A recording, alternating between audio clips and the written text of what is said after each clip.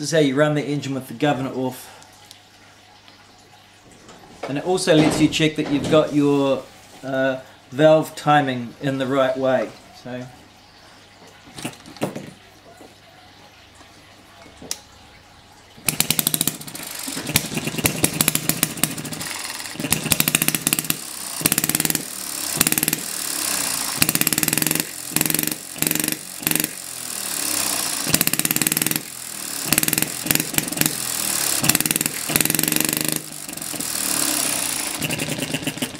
okay, so first of all I made sure that I had lots of oil, made sure that all my bearings were good, and the engine is not made to have that kind of steady running at full throttle, and it makes me a bit nervous, but it does let me check that I got my valve timing in the right way.